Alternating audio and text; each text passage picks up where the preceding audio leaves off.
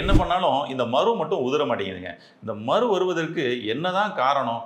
அந்த காரணத்தை அடிப்படையிலேயே களைந்து அந்த மரு இனிமேல் வராமல் தடுக்கணும் அப்படின்னு நீங்க விரும்புறீங்களா? நிச்சயமாக உங்களுக்கான பதிவு தான் இந்த பதிவு. சுவாசி ஹெல்த் ஸ்பாட் சேனல் வியூவர்ஸ் அனைவருக்கும் வணக்கம். இந்த மரு அடிப்படையா ஏன் வருது அப்படின்றத நாம முதல்ல புரிஞ்சுக்கிட்டோம்னா மீண்டும் வராமல் தடுக்கலாம். அது மட்டுமல்லாமல் நம்மளுடைய குழந்தைகள், அடுத்தடுத்த வாரிசுகள் இவர்களுக்கும் இந்த மரு வராமல் தடுக்கலாம். அப்போ அதற்கு முதல்ல அடிப்படை காரணத்தை நாம் தெரிஞ்சுக்கிறது தான் ரொம்ப முக்கியம். இது பொதுவாக ஒரு வைரஸ்னால வருது அப்படின்றது இன்னைக்கு சயின்ஸ் பார்த்தீங்கன்னா நிரூபிச்சிருக்கு. ஹியூமன் பாப்பிலோமா வைரஸ் அப்படின்னு சொல்லுவாங்க. ஹெச்பிவி அப்படின்பாங்க. இந்த ஹெச்பிவி அப்படின்ற அந்த வைரஸ் நமக்கு பார்த்தீங்கன்னா பரவக்கூடிய ஒரு வைரஸ். அதனால இது ஈஸியாக பார்த்தீங்கன்னா அப்பாவுக்கு அம்மாவுக்கு காலேஜ் படிக்கிறீங்க, உங்கள் பக்கத்தில் இருக்கக்கூடிய உங்களுடைய சக நண்பர்கள் அவர்களுக்கு மரு இருக்குதுன்னா அது நமக்கு பார்த்திங்கன்னா பரவுவதற்கும் வாய்ப்புகள் இருக்குது. இது ஒரு வைரஸ்னால் இதை நம்ம முதல்ல அடிப்படையாக புரிஞ்சுக்கணும். ஆமாம், அப்போ ஃபஸ்ட்டு விஷயம், இந்த வைரஸ் தாக்குதலால் இது நம்ம அவங்களுடைய கர்ச்சீப் பயன்படுத்தினாலோ, அவங்க நம்ம கை தொட்டு அவர்களுடைய தோள்களை தொட்டு பயன்படுத்தப்படும் பொழுதோ இப்படிலாம் பார்த்திங்கன்னா பரவுவதற்கு வாய்ப்பு இருக்குது அப்படின்றாங்க. அப்போ கணவன் மனைவிக்குள்ள, கணவனுக்கு மட்டும் இருக்குது அப்படின்னு சொன்னோம்னா அவர்கள் தாம்பத்தியத்தின் மூலமாக இவர்களுக்கு மனைவிக்கும் வருவதற்கான வாய்ப்புகள் இருக்குது. இப்படி உறவுகளுக்குள்ள பரவுவதற்கும் நண்பர்களுக்குள்ள பரவுவதற்கும் வாய்ப்பு இருக்குது இந்த ஹெச்பி வைரஸ்னால அப்படின்றது தான் இதோட சாத்தியமான ஒரு விஷயம். அப்போ இந்த இதை தடுக்கிறது எப்படி அப்படின்ற ஒரு விஷயத்தை நம்ம பார்ப்போம். இது மட்டும் அல்லாமல் நீங்கள் இந்த மரு இருக்கிறவங்க எல்லாருக்கும் பார்த்தோம்னா அடிப்படையாக அவங்களுடைய பாடியில் ஆக்சிஜன் பற்றாக்குறை இருக்கணும். அதை நம்ம புரிஞ்சுக்கணும். அப்போ அவங்க பாருங்கள், நார்மலாக அவங்களுக்கு ஆக்சிஜன் பற்றாக்குறை இருக்கிறதுனால அந்த சர்க்குலேஷன் பார்த்திங்கன்னா அவர்களுக்கு ஸ்லோவாக இருக்கும். ஆமாம், அப்போ அந்த மாதிரி மரு நமக்கு அவர்களுடைய கழுத்து பகுதி, நம்ம தொடைப்பகுதி, நம்மளுடைய கம்புக்கூட்டு பகுதி, இது மாதிரிலாம் எல்லாம் ஜாயின்ஸில் பகுதிகளில் எல்லா இடத்துலையும் இந்த மருக்கள் வருவதற்கான வாய்ப்புகள் இருக்குது. செயின் போடுற இடம் பார்த்திங்கன்னா அப்படியே ஒரு தடமாக இருக்கக்கூடியும், அது அப்படியே கொஞ்சம் கருப்படிக்கிறதாகவும், அப்புறம் சுற்றி மரு வரக்கூடிய ஒரு நிலையும் இன்றைக்கி இருக்குது. சில பேருக்கு ஃபேஸ்லலாம் கூட வருது. ஆமாம், ஏன்னா இதில் நிறைய வெரைட்டிஸ் மருவில் சொல்லுவாங்க. எல்லாத்துக்கும் எளிமையான தீர்வு என்ன, இதனுடைய ஈஸியாக இதன் மருவை போக்க முடியுமா அப்படின்னா நிச்சயமாக போக்கலாம். அது எளிமையான டிப்ஸையும் நம்ம பார்ப்போம். அடிப்படையாக நம்ம புரிஞ்சுக்கிற வேண்டிய விஷயம், ஃபஸ்ட்டு விஷயம் இதுதான். இது ஒரு வைரஸ்னால் வரக்கூடிய ஒரு விஷயமாக இருக்குது. அதுக்கு நமக்கு நோய் எதிர்ப்பு சக்தி அதிகமாக வச்சுக்கிட்டோம்னா மட்டும்தான் இது மாதிரியான அந்த வைரஸ் தாக்குதல்களிலிருந்து நம்ம தப்பிக்க முடியும் அப்படின்றது தான் நிதர்சனமான உண்மை.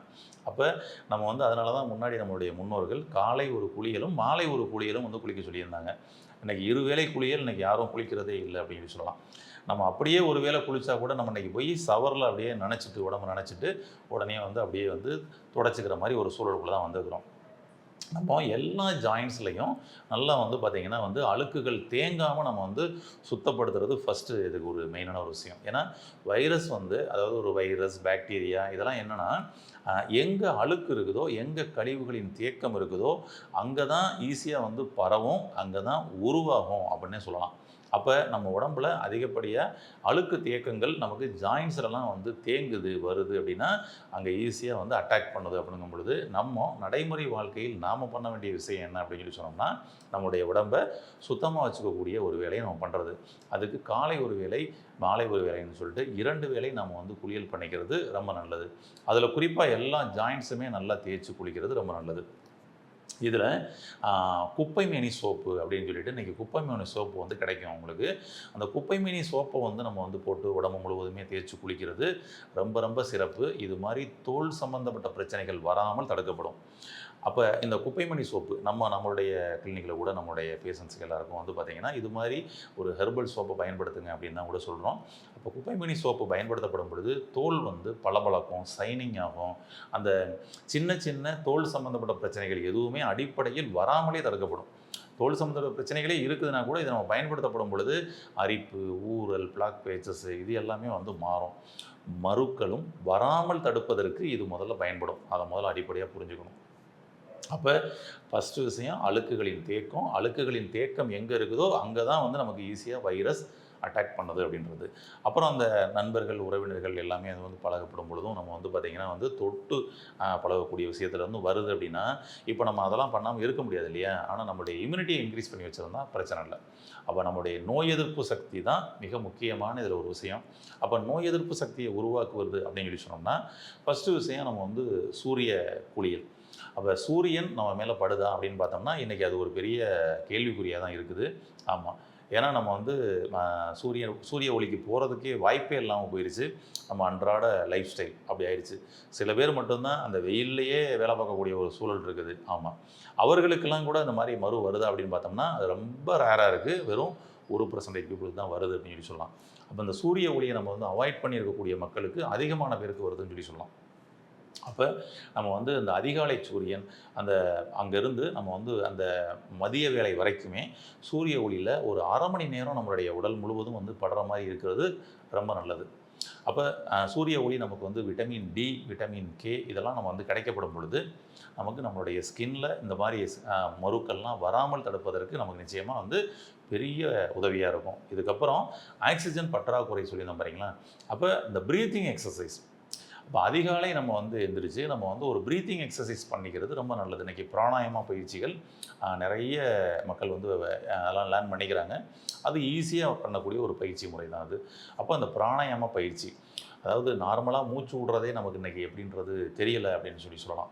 நீங்கள் வேணால் ஒரு தடவை செக் பண்ணி பாருங்கள். நீங்கள் வந்து சரியாக தான் மூச்சு விட்றீங்களா? நீங்கள் சரியாக மூச்சு உள்வாங்கி வெளிவிட்டீங்க அப்படின்னா அதுவே நமக்கு வந்து ஆரோக்கியத்தை கொடுக்கும்.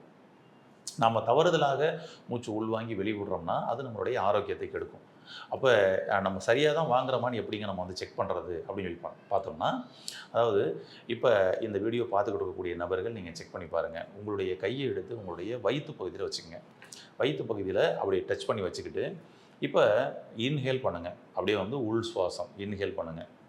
இப்போ உங்களுடைய வயிறு பகுதி வெளியில் வருதா உள்ளே போகுதான்னு சொல்லி செக் பண்ணி பாருங்கள். அதே போல் எக்ஸ்ஹேல் பண்ணுங்கள். காற்றை வெளியே விடுங்க. மூக்கு வழியாக வெளியே விடுங்க.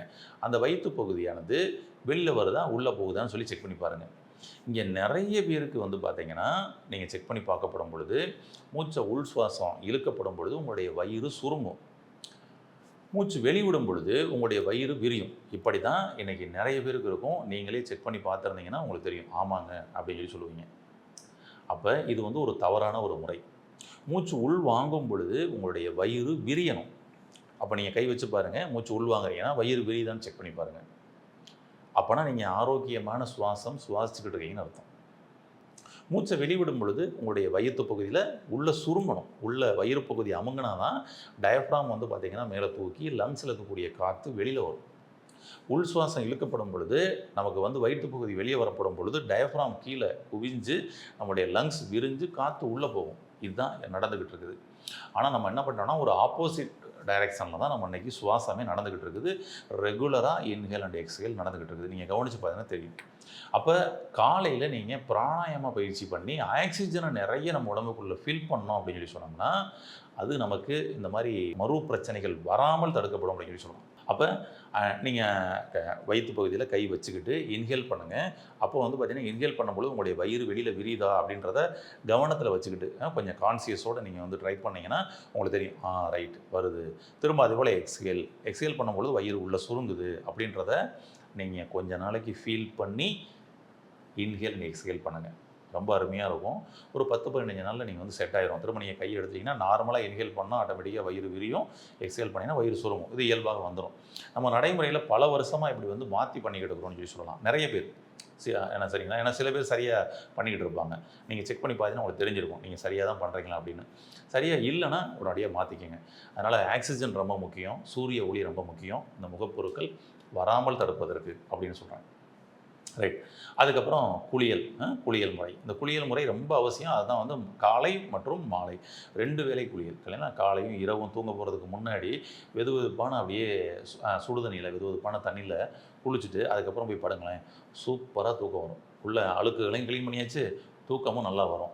ஆனால் அதே பச்சை தண்ணியில் நீங்கள் நைட்டு குளிச்சிங்கன்னா அது வந்து உங்களுக்கு இன்னும் எனர்ஜி ஆகிரும். பச்சை தண்ணியில் குளிக்கிறது இன்னும் எனர்ஜி ஆகிரும்.